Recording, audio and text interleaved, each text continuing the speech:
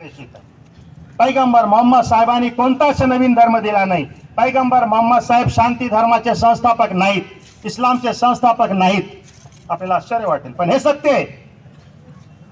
पैगंबर मोहम्मद साहेबांनी कोणताच धर्म दिला नाही. कुरानने म्हटलं अल-यौमा अकमलतु लकुम दीनकुम, आज मी तुमच्यासाठी तुमचा जो धर्म आहे त्याला कंप्लीट केलं.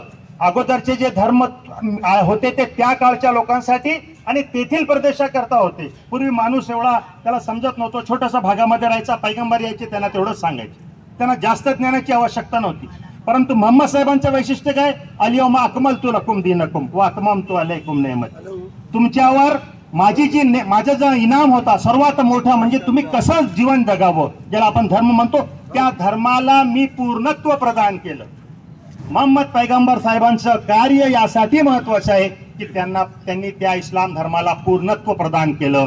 जो आद्य धर्म, त्या काळी अरबी भाषा नव्हती, आधी त्याचं नाव काही वेगळं असेल, संस्कृत भाषा असेल, पाली असेल, हिब्रू असेल, आपल्याला माहित नाही काय नाव होतं हे माहित नाही, पण आपण अंदाजा करू शकतो की नाव तेच होतं, शांती धर्म. आणि त्या शांती धर्माला, त्या मानव धर्माला पैगंबर मोहम्मद साहेबांनी पूर्णत्व प्रदान केलं. म्हणून आपण म्हणतो अशहदु अल्ला इलाहा इल्लल्लाह. मूळ संदेश पैगंबर साहेबांनी दिला, या अय्युहन्नास कुलू ला इलाहा इल्लल्लाह तुफ्लिहू, हे लोक तुम्ही स्वीकार करा की अल्लाशिवाय कोणीही ईश्वर नाही, तुम्ही यशस्वी व्हाल. हा इस्लामचा मूळ संदेश आहे. एका ईश्वराला माना, ला इलाहा, कोणी ईश्वर नाही, मैं किसी को नहीं मानता, मैं किसी के आगे नहीं झुकता, मैं किसी की पूजन अर्चना नहीं करता, मैं किसी की चमचागिरी नहीं करता, मैं किसी की चाकरी नहीं करता. ला इला, कुणालाच मानत.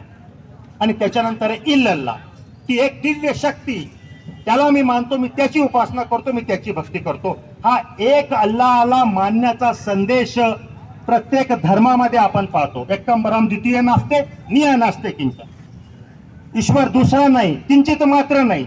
आपल्याकडे वेदमध्ये हा संदेश आलेला आहे, गीतेमध्ये हा संदेश आलेला आहे, अनेक आपल्याकडे हा संदेश आलेला आहे.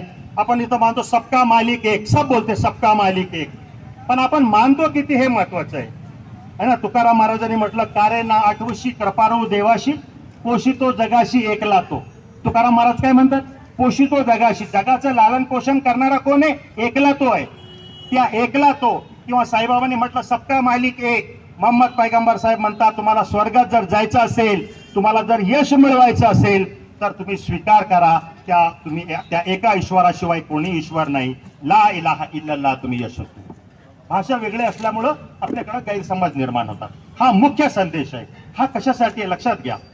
हे यासाठी आहे की मनुष्य म्हणून तुम्ही श्रेष्ठ आहात, तुमच्यावर कोणीच नाही.